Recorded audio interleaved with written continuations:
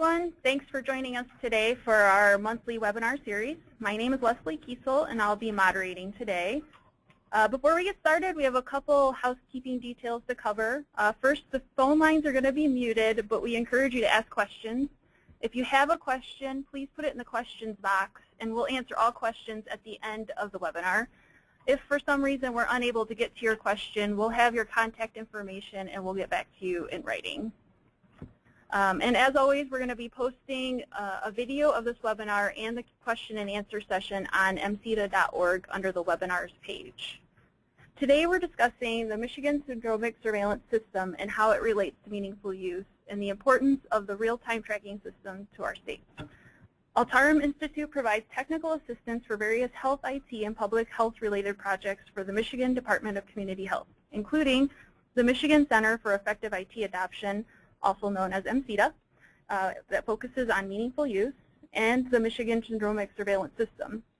Working on these projects, we are lucky to have with us a representative from MCEDA, Bruce Mackey, who's going to highlight the meaningful use measure itself, an epidemiologist from MDCH to give us a better understanding of syndromic surveillance, Fatima Mamau, and the Michigan Syndromic Surveillance Technical Point of Contact to show us the onboarding process, John Christensen from Altarum Institute.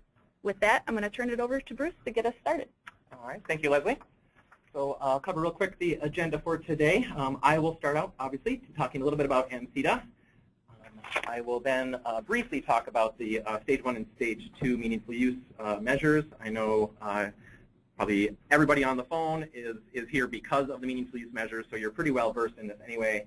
And the meat of the presentation is really understanding what syndromic surveillance is, and more specifically how Michigan is using this information to improve population health. And also the other important part of this is the onboarding process, which, as Leslie discussed, John will be covering that.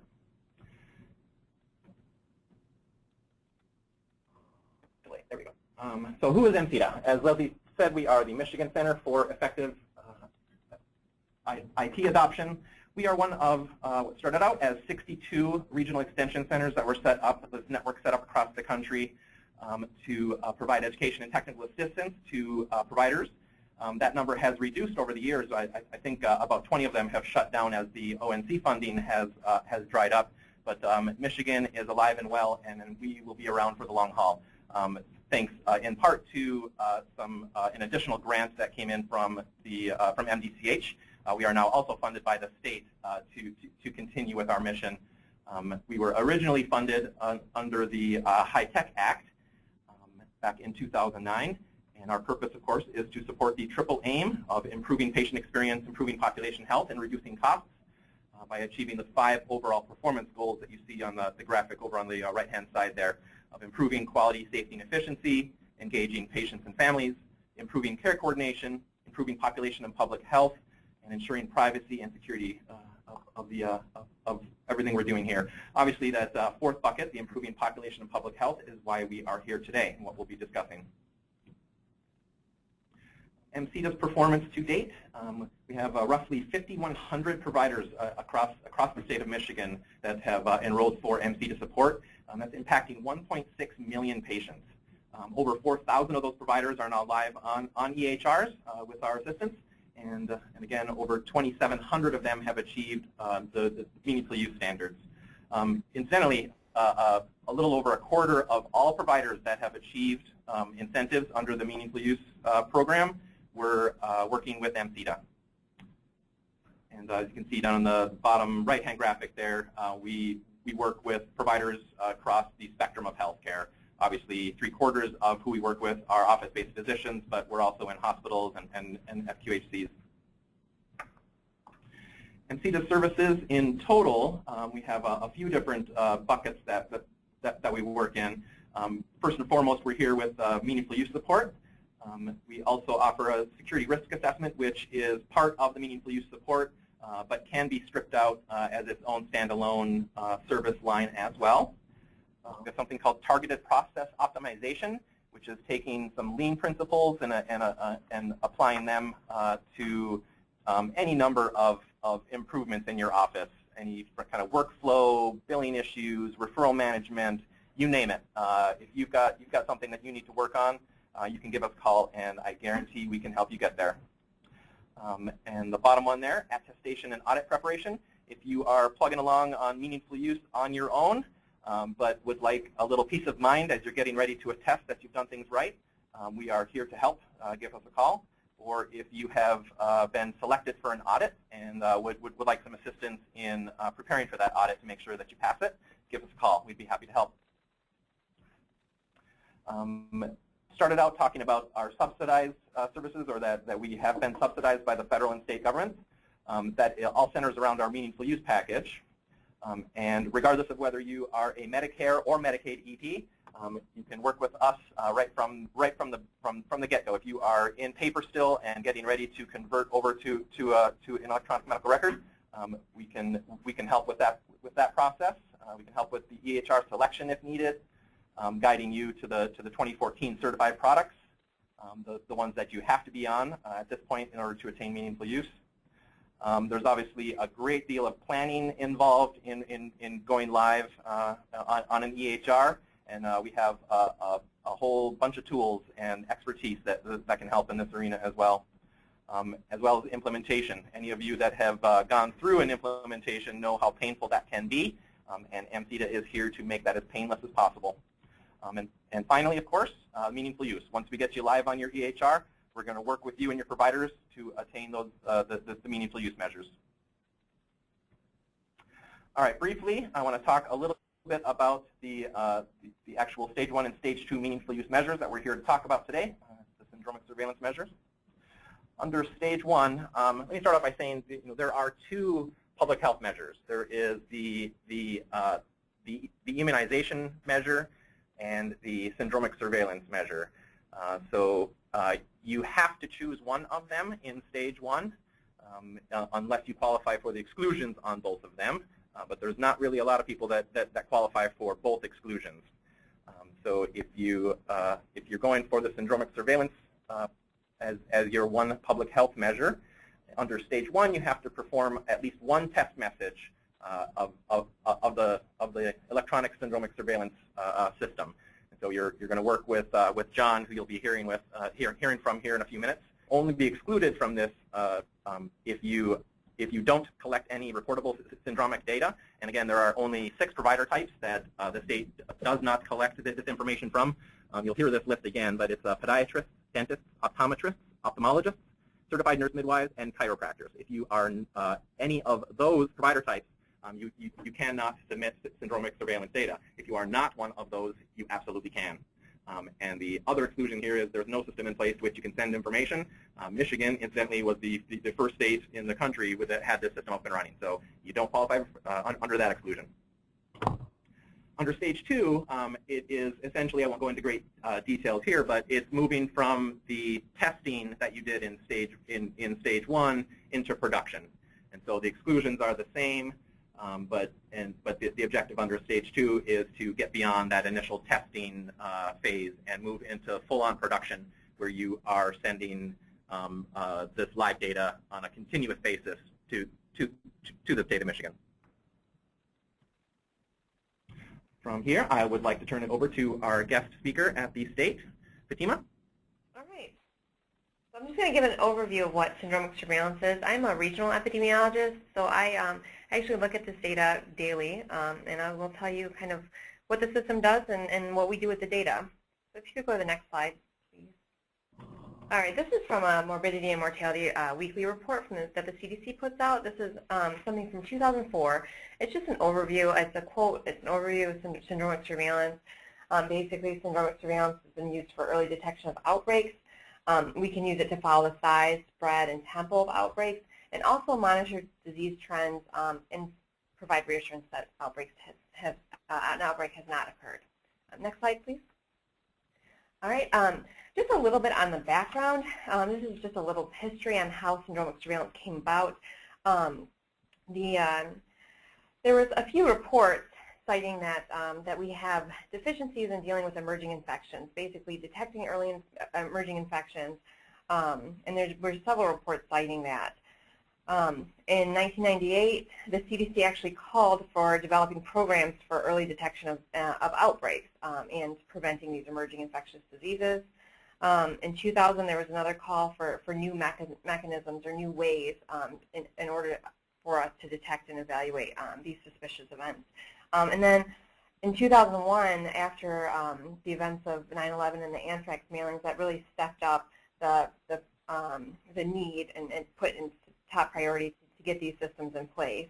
And basically, it's thought that if there's an event of a large-scale bioterrorist attack or an emerging infection or a naturally occurring epidemic or outbreak, people would be coming to healthcare providers such as emergency departments first before traditional laboratory diagnosis and things like that. So that's kind of what the syndromic surveillance system is about. Next slide, please.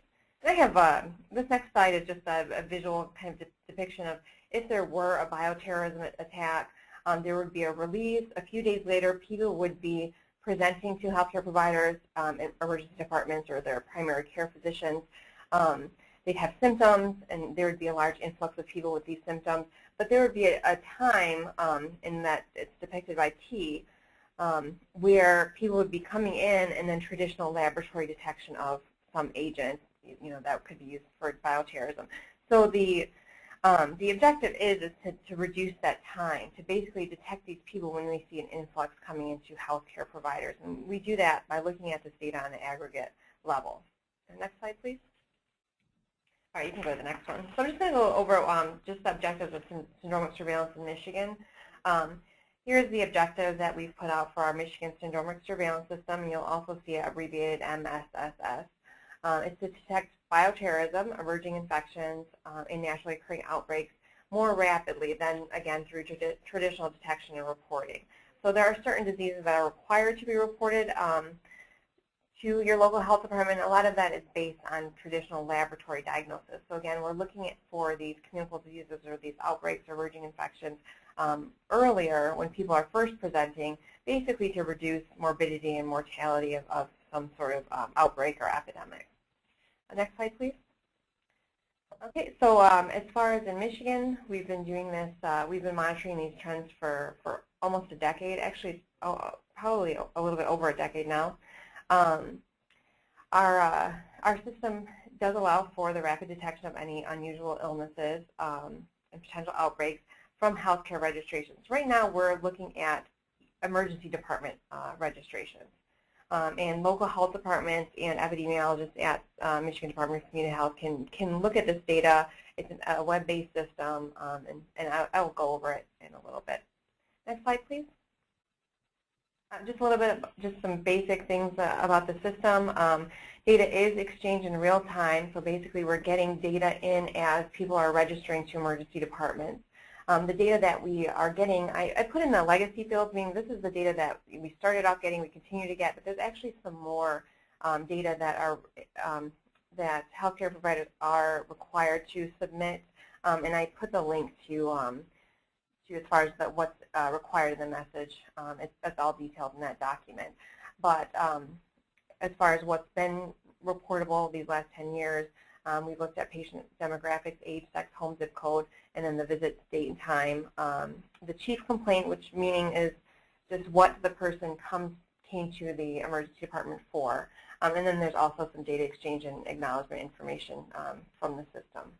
Also, just kind of to highlight, we do collect data from every visit. So regardless of what the person is coming to the emergency department for, we will collect that data. And we have something called a complaint coder that will classify this data into these syndromic categories. Next slide, please. As far as how does it work, this is just a little overview, step by step. Basically, a patient comes in, registers with their demographic information and their chief complaint, meaning just, and this is all self-reported, what brought this person to the emergency department or healthcare provider. The registration triggers a message, and so information is sent securely to Lansing, to MDCH in Lansing. And then the chief complaint is classified into one of 9 syndromes. These categories are aggregated, and we review them. And the system itself actually runs an algorithm or a detection algorithm to detect any aberrations in that data or in the level of people presenting with that syndrome. If there is an aberration detected, the system will send out an alert. On the next slide, it's just a kind of more of a visual depiction. So again, we have the H's are just hospitals or healthcare providers securely transferring the data to MDCH. We have this complaint coder, or what we call the COCO. It classifies the chief complaints into the 9 different syndromes. And you can see just some data. We have approximately 90 emergency departments on the system. Historically, our system has been a voluntary system, and that gives us about, it's more like 12,000 to 14,000 ED registrations each day. We also get data from poison control centers. Next slide, please. And these are the syndromic categories. So you can see there's 9 categories. By far, the majority of complaints or majority of visits are going to fall into that other or default category. Default meaning the biggest. We're looking for syndromes that might be indicative of a communicable disease event or emerging infection. So, for gastrointestinal, we're looking for any GI outbreaks. Respiratory, meaning if it's a cold or flu, and those kind of things go into respiratory. Constitutional, that's really where we track our flu data. So people coming in with fever, weakness, self-reported flu, anything that might indicate that that person has a flu-like illness. Neurological, looking for more of a meningitis symptoms, migraine, headache, those kind of things. Hemorrhagic, any hemorrhagic fevers, bleeding, things like that. Rash, we're definitely looking at, whether there's a rash outbreak, it could be emerging infection like measles or something coming out. So we do, monitor for that. Botulinic, this is important in more of a bioterrorism if there was some sort of, botulism poisoning or something. But you can see that's the very small proportion that have those signs and symptoms for the coming to ED for those signs and symptoms. But again, majority is other. These are things like injuries. And then default is kind of everything else. You can see, like, if somebody came in with back pain, that would go into the default category. Really, we're looking at those first 7, and we're monitoring those for any aberrations that could be indicative of an outbreak. Next slide, please. Just a little bit about the complaint coder, or the COCO. This is something that MDCH worked on. It's a trained system using Michigan's chief complaints, and we can correctly classify about 98% of the complaints. Just some things, just a little more detail about the system. It is trained to recognize terms based on their significance and categorize them based on their significance. So, for instance, if you came in with vomiting and fever, it could be it falls both into the GI category and the constitutional category. Fever is considered more of a significant symptom, so it's going to categorize it as constitutional. Again, bleeding, for hemorrhagic, we're looking for maybe hemorrhagic fever, those kind of things. So if somebody comes in with bleeding lacerations, it's going to be categorized as other because there is lacerations is more significant. It's not, so that would be an other category. Next slide, please. This is just a list, again, of who is eligible to submit data to the Syndromic surveillance system. So right now we have hospital emergency departments, but here you can see urgent care centers, physicians, nurse practitioners, physician assistants. Those are other ones that are that can submit, and then as far as the ones that do not have to submit, you can see it on that chart there. Next slide, please. A little bit of detail. So all the data that is submitted is seen by the state, the epidemiologist at Michigan Department of Community Health and the local health department. So, physicians routinely report communicable diseases to their local health department. And then similar to this, it's going to be jurisdiction specific. So if a patient comes into a healthcare provider and it's registered in the Syndromic surveillance system, the local health department of that jurisdiction will be able to see it, not another local health department. So local health departments can't compare their local their activity in their health department to others. And if you go to the next slide, on the other end, healthcare users, they can only see the healthcare registrations made at their facility. So again, there's no ability to see what another healthcare provider is submitting into the system. And there is a way to access overall statewide Michigan activity, and I'll show you. It's just charts. you can't see any detailed information about statewide activity. Okay, next slide, please. All right, I'm just going to go through quickly some examples of how we use the data. Next slide, please. So again, just to go back to influenza and constitutional visits. This is a really nice chart that depicts constitutional illnesses, or kind of and how it represents the influenza season. That biggest spike is the 2009 H1N1 influenza pandemic. And so you can see people presenting to emergency departments. We saw record numbers during the 2009 H1N1 pandemic. And during seasonal flu, we do see those spikes as well. So it really does follow our influenza outbreak. So we're able to compare past seasons. We're able to monitor the trend, just like that MMWR report was saying. Next slide, please. This is just data that I charted myself. So the red line is that syndromic data, and then the blue bars are actually reported influenza cases that were lab confirmed. So you can see, again, during influenza season, we're able to, with syndromic surveillance, we're able to detect the peak or those sharp rises in influenza season, a couple weeks before, the actual spike in lab confirmation. Because of that, there is some delay, and the person comes to the visit, comes to the healthcare provider, gets tested, and the lab has to test it and report it. So there's a little bit of a lag, but with syndromic surveillance, we're able to detect those spikes earlier, detect increases in illness earlier, and get some public health messaging or any public health intervention out there. Next slide, please. And then epi alerts. So that's what we call those alerts, that when the system does detect an aberration in maybe a syndrome category. So every hour, the system is going to automatically run an algorithm on each syndrome category. An alert is sent to state and regional epidemiologists if the threshold is exceeded by a certain magnitude or by a certain number of times in a 24-hour period. And next slide, please. And this is just and so we once we get an alert, we are going to assess it. We're going to compare the current alert data to any historical data, so just looking at what's been happening in the past couple months compared to what happened during the alert period. We review it. We compare, demographics with age, gender, zip code, and then also chief complaints. We're comparing it to past data to see if, are there more people presenting with fever? Are there more people presenting, or are there more children presenting? Those kind of things. We also use that during an alert.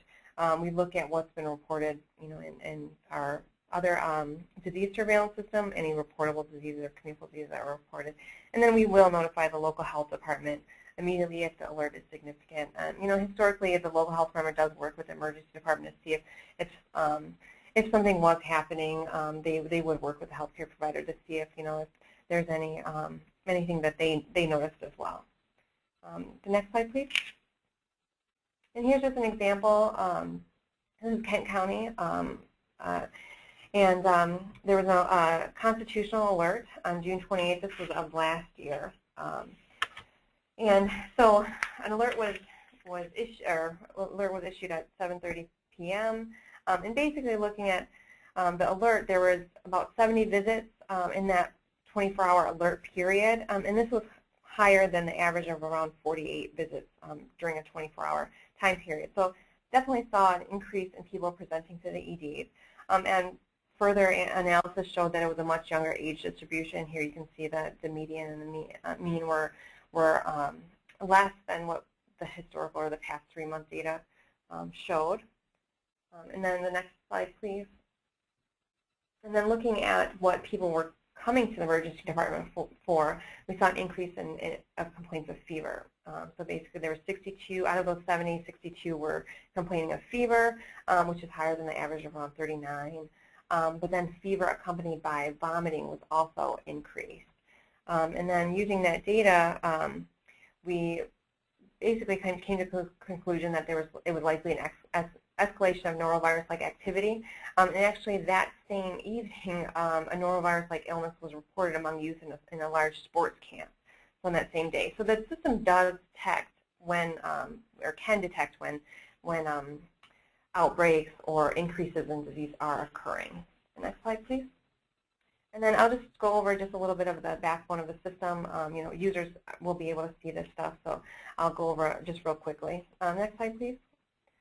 And so this was when I mentioned that you can see overall statewide activity. When you, the main screen when you log in, you'll be able to see what's been happening the last 2 weeks in the state per each syndrome. So you can see basically the number of registrations in each syndrome, in the total number of registrations.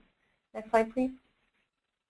And then there's also this epi-plot function. So this is really the ability to plot the data and look at charts. So you can look at, you know, county-specific data, or you can look at, as a healthcare provider, you can look at county-specific data or Michigan-specific data. But again, it's going to be just for your facility. And then also, if you click on it, I think there's a, there might be, you're also able to download the data. So you can download your own data. So again, this is just going to be facility-specific for healthcare users. Next slide, please. You can also filter the data, so you can plot it. You can look at, you know, the last week of data. You can look at the last year of data. This is all data that, and you can just monitor it over a couple days if you want. Basically, it'll just make a chart. You can also filter it down by gender to compare like males and females, or even age to compare, you know, maybe under 18 to over 18 to see as far as what syndrome, you know, maybe you're seeing a large increase in rash illness among young people. You can look and see kind of the magnitude of that. Next slide, please.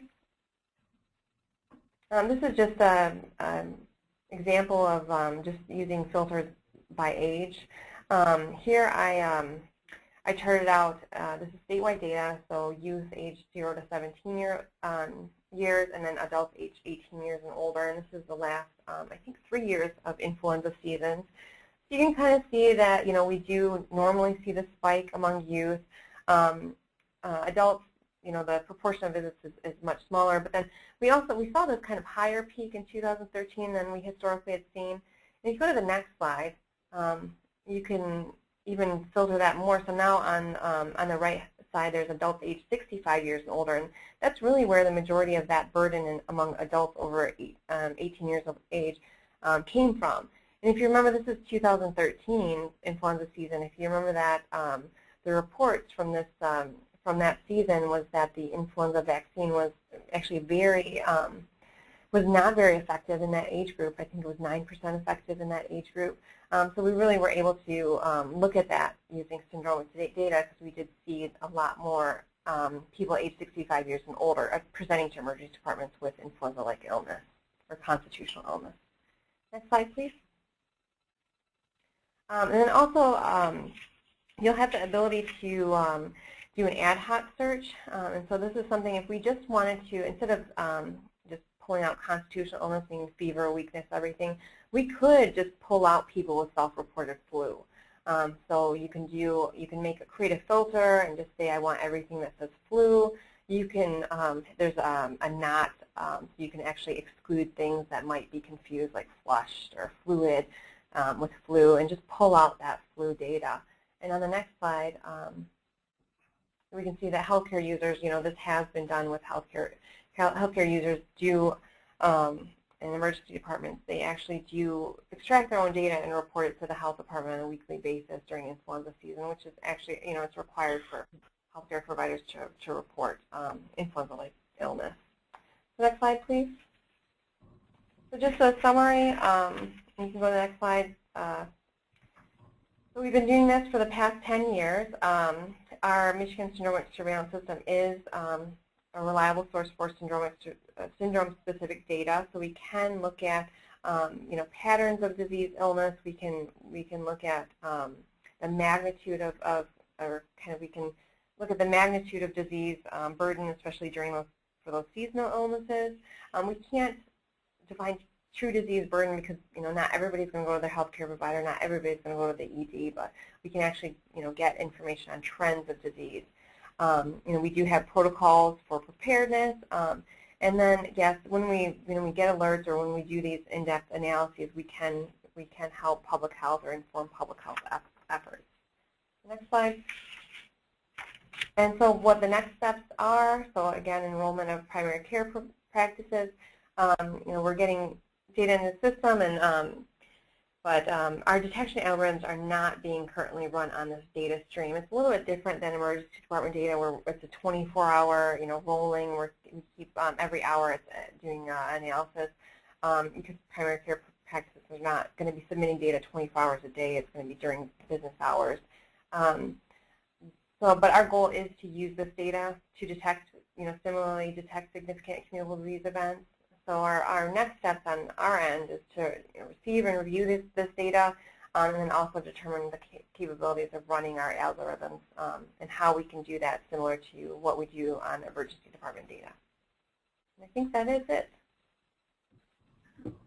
Great, thanks Fatima. We're going to hand it over to John Christensen from Altarum Institute. He's going to go over the onboarding process for us. Great, thank you. Can everyone hear me okay? Well, I guess you can't answer. This is a general overview of the onboarding process for Michigan Syndromic Surveillance for the system.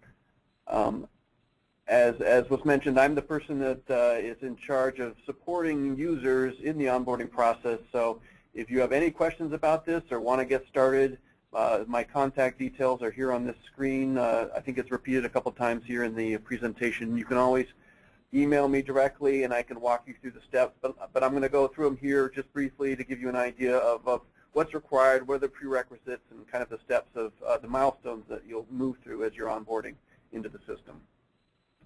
As Fatima mentioned, traditionally, historically, we've only been receiving data from emergency departments, and that's changed recently. As she mentioned, we're now onboarding private practices, anyone who's providing clinical, ambulatory, outpatient care to the provider groups that were mentioned on that one screen. There are exclusions, as were mentioned. So it's a new system where we're receiving ambulatory outpatient data, and in addition to the meaningful use incentives that are there that are probably the main reason you're here listening. As Fatima mentioned, there's also important healthcare value to the state.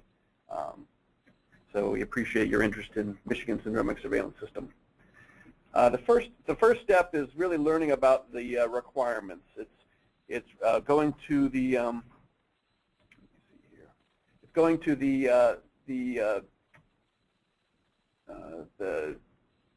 it's coming to me and getting information about the system. It's reviewing the website about what's involved in the system. We have a submission guide here that's kind of shown over on the right. That's the front page that you can involve your vendor. That you can provide this to them. They can get an idea of what's involved with the syndromic message if they've never done it before.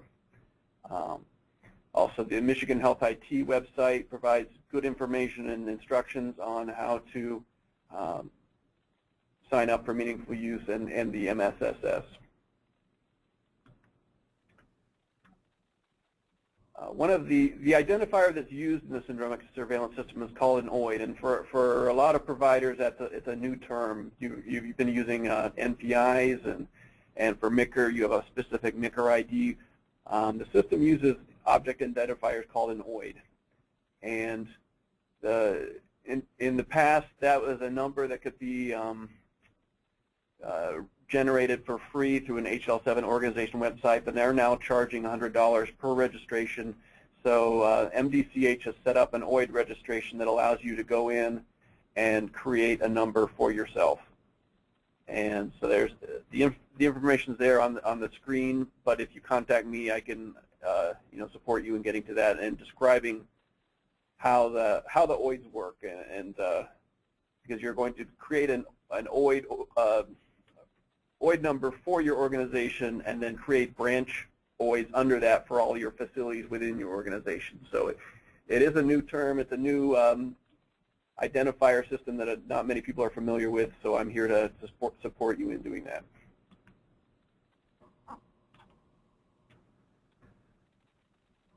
And we have an instruction document that also walks you through the process of creating an object identifier OID in the registry, and provides some information on why and how that's used. And again, you can contact me and I can send that to you.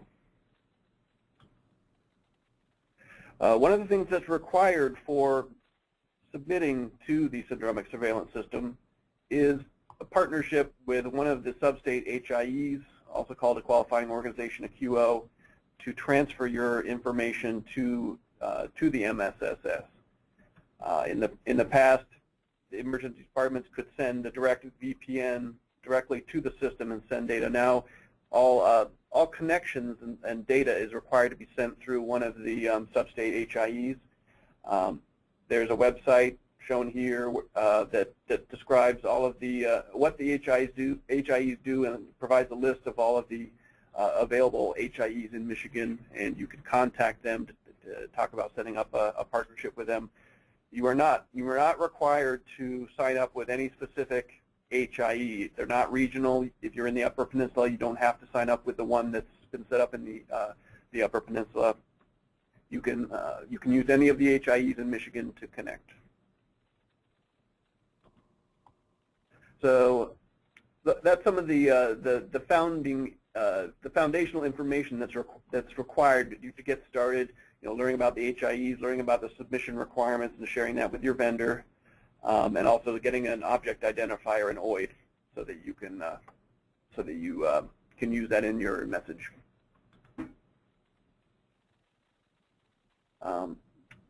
Also, for meaningful use, as you're probably aware, you need to register at the Michigan Public Health and Meaningful Use Testing Registration website. This overall diagram here is something that I send out in a welcome email when anyone contacts me to find out from information. So again, you can see this again. I can email it to you if you contact me, and these the links in the diagram will take you to the websites where you can get more information or go to see the information that's described there. And you'll need to register the NPIs for all the doctors who wish to attest for syndromic surveillance in your practice. There is a group, the DCH Public Health Meaningful Use team, that does help support you in the registration process, and their contact information is down at the bottom of this screen as well. Hopefully, I suspect most of you have been to the Michigan Health System Testing Repository and been through the process of registering. We have quite a few providers who have already gone in and registered for MICR. You do need to go back in and sign up for syndromic surveillance. You'll need to provide some additional information, including your OIDs, the object identifiers that are the identifiers that we use in syndromic surveillance. So once you've signed up for Michigan Syndromic Surveillance System, you're set up for meaningful use at the website. You've registered. You've got an OID, and you've shared the submission guide with your vendor. It's time to test and refine your syndromic message. We have an online website that allows you to connect, paste in a sample message provided by your vendor, and enables you to validate that message and attest for meaningful use stage 1, year 1. And so it does not require you to already have a partnership in place with one of the sub-state HIEs. It's just a website. If you have internet connection, you can go and do a one test submission. It is a protected website, a secure website, so it requires a public key that I generate for you. So contact me for information on connecting to the website where you can complete your one test for a single test submission.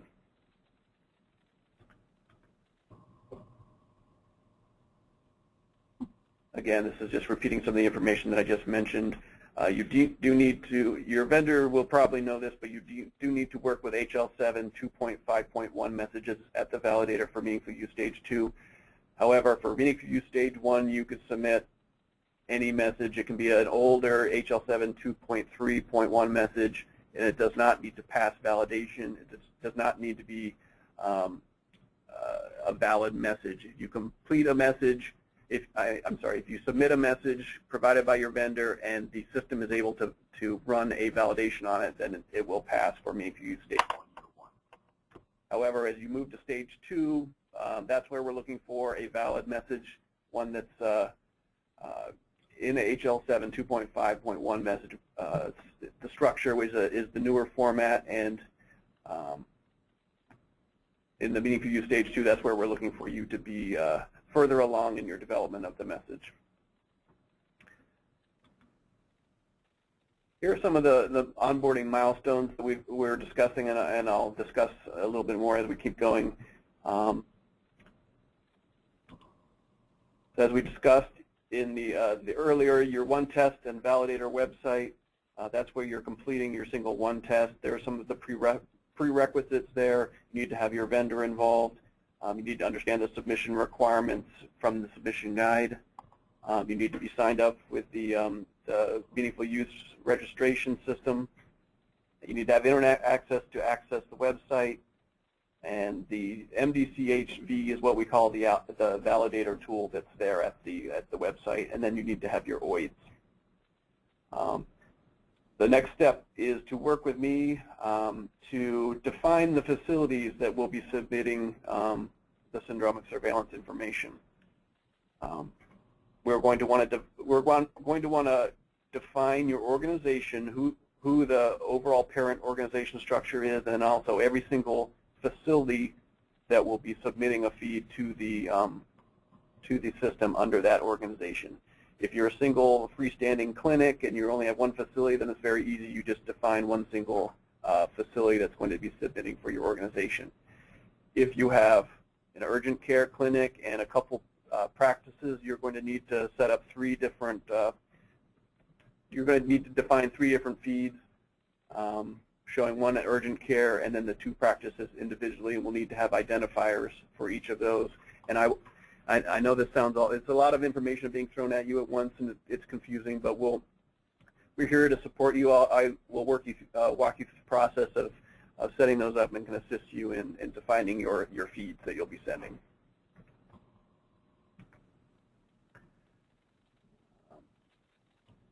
So that's the 3rd step.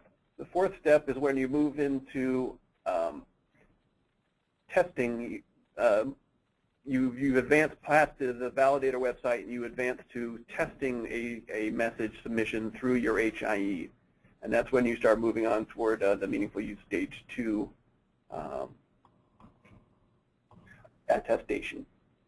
So contact me and your HIE rep, and we can set up a test for an end-to-end test from your EHR all the way down to syndromic surveillance to confirm that the path is working and you're able to submit a message all the way down to the system.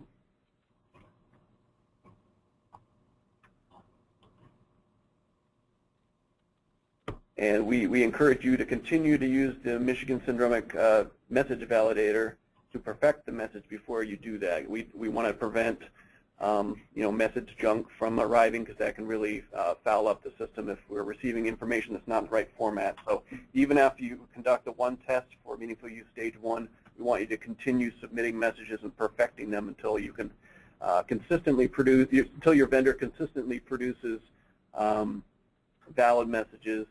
Then you are ready to move into the live testing phase.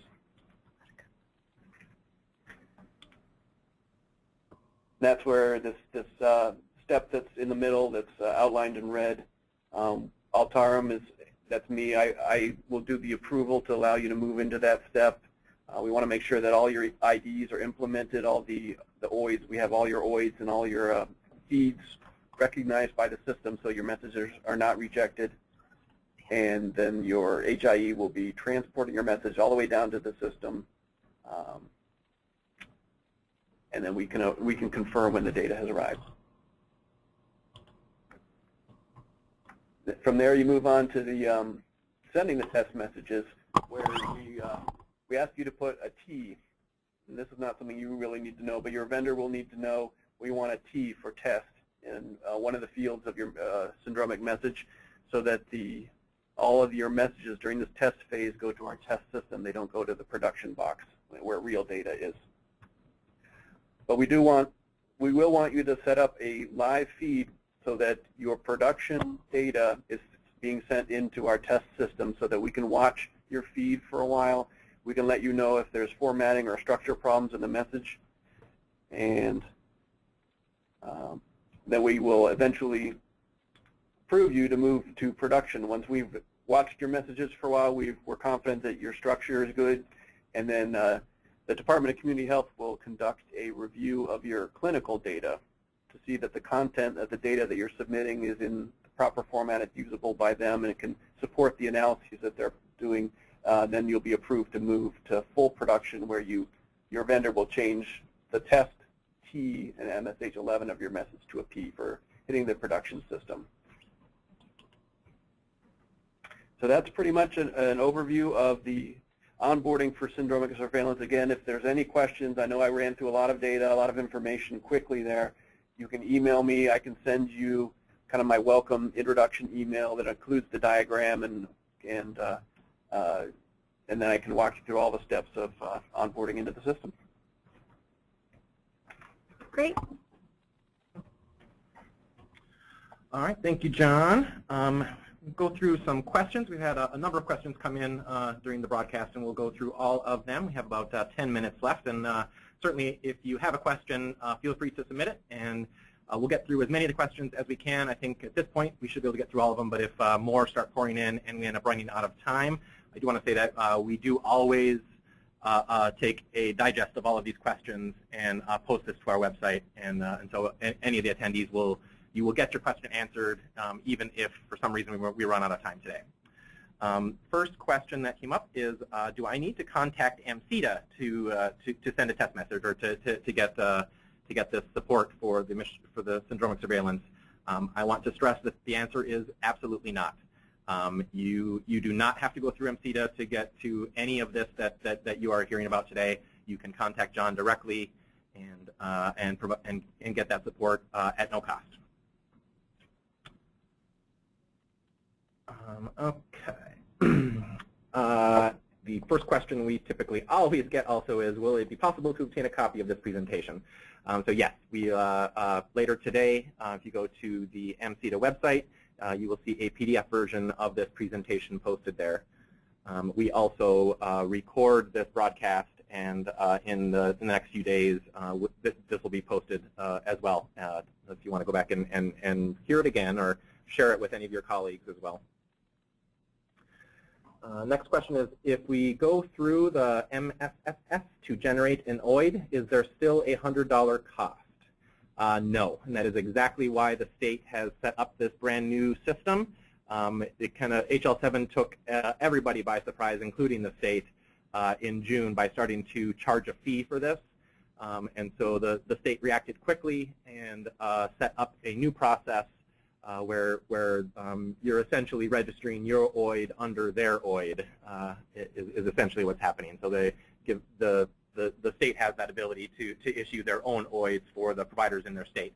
And so no, there is no cost, and that is exactly why this new process was just set up. We had a question. I am using Allscripts Pro, which is a certified EHR. However, they are telling me that they are not ready for syndromic surveillance. If Michigan is ready, what is taking the EHR, specifically Allscripts, so long to get connected? That's a great question. Unfortunately, some of you are at the mercy of your vendors, John has something to chime in on this one too. I will make a comment on this. The state has been very flexible, and I'm not speaking for the state, but I will say this. The state is being flexible in working with practices that are struggling with a vendor who's behind or is unable to provide the ability to connect. And an example of that is that the state has been willing in the past, recently, to let providers attest for a meaningful use stage 2 even without submitting through their vendor. We're now allowing them to attest for meaningful use stage 2 at the validator website. The message needs to be, valid. It needs to be properly formatted message. It needs to have your correct identifiers and be something that could be submitted to the syndromic surveillance system. But that is a specific step that the state has taken in response to some vendors like Allscripts who have not been able to submit. Good. So while the vendor isn't there yet, you can still meet this measure. There are alternative ways. And I know the person that asked this question is a current MC to client, and I know from this person's rep that she will be hearing about these probably tomorrow. Next question. Is there a website from the state that we can get verification in the case of an audit? It's cumbersome to always ask for letters from the state. It would be good if we could go to a website to look up who has passed the various MU public reporting requirements. The answer to that is no, unfortunately. That information is not publicly available, and there is, at this time anyway, not a website set up for that. So unfortunately, your only course of action is to get that letter from the state to show that proof. Next question, is MSSS required for Stage 2, or is it either MSSS or MICR? So the answer is no, it is not required under Stage 2. Out of all of the menu measures in Stage 1, syndromic surveillance is the only one that stayed on the menu side and didn't move over to the core side for Stage 2. So no, there is no requirement under Stage 2 to perform one of the public health measures. In my personal opinion, I think there should be, but they didn't do that. Next question. The MSSS is by practice, correct? If we add another provider to the practice, do we need to do anything, like register the new provider with MSSS? Yes, that's correct. Okay, John says yes. So it isn't automatic. You do need to register that new provider as well. Okay. Next question. Do all providers need their own OID, or is it limited to subsites of the parent organization? That's a good question. It's something that we've kind of handled on a case-by-case basis. We want feeds identified so to a level that we can go back and troubleshoot individual feeds. We want the feed identified at a level that we can, but also we want it identified at a level that we can continue that feed if part of a practice moves somewhere else to another location. So even if there's one practice that has maybe a couple different departments in a single freestanding facility, it's helpful if they are identified into different feeds if there's a chance that one of those groups might leave and go to a different location. That would allow us to continue the historical the trend of that submitter's data. And I know that that's confusing, and we've worked with a lot of different providers in a lot of different cases to kind of work through how to handle it for each one. So I think the best thing would be to contact me, and we can talk about it, or contact Ed Hartwick at the state if you know him, and we can work through a case that makes sense. But we do want to feed for, at a minimum, at each physical location. So if you're a practice that has an office in 3 different places, even in the same city, we would want 3 different feeds from those locations. Okay. Next question is, do you know if eClinicalWorks is ready for syndromic surveillance? I can say that I've been working with eClinicalWorks on syndromic surveillance for a number of different practices, yes. Okay. The last question we have thus far, and certainly if there are any more, we still have a couple of minutes here. So if there are any last-minute questions, please get them in. Our final question so far is, for Stage 2, do you have a letter stating that you recognize our, quote, intention to onboard, unquote, with syndromic surveillance, or are the OID numbers enough to show we have the intent? What we've been asking is that you let either Ed Hartwick, Katie Ahrens at the state, or me, or Christy at the who supports the meaningful use for DCH, let them know your intent to continue working on syndromic surveillance, and then that is registered with Christie. Christie is the one that tracks that. Okay. All right, I hope that answers the question as well. Right, that is all the questions we have thus far. Oh, last minute one just snuck in. How long does the testing process for MSSS typically take? That really depends on, it's a case-by-case basis. Some vendors are further along and they're able to quickly generate test messages, and others, I know that there are some providers who maybe have signed up with a free EHR and they struggle to get some support from those types of EHRs in preparing for meaningful use for syndromic surveillance. So it really depends on your vendor, and also, I mean, if you can get a sample message from your vendor, you can go to the validation website and submit it in just minutes. So it's not a long process once you can get that sample message, and then I need to generate a public key that allows you access to the validator, and that's less than a day generally. So typically the trickiest part is getting that sample message from your vendor. That's the long pole in the tent, I would say. Okay, thanks, John. All right, that is all the questions we have so far. One more sneaking in. Have you tested the GE centricity feed or output? You worked with GE centricity yet? I don't recall working with GE, but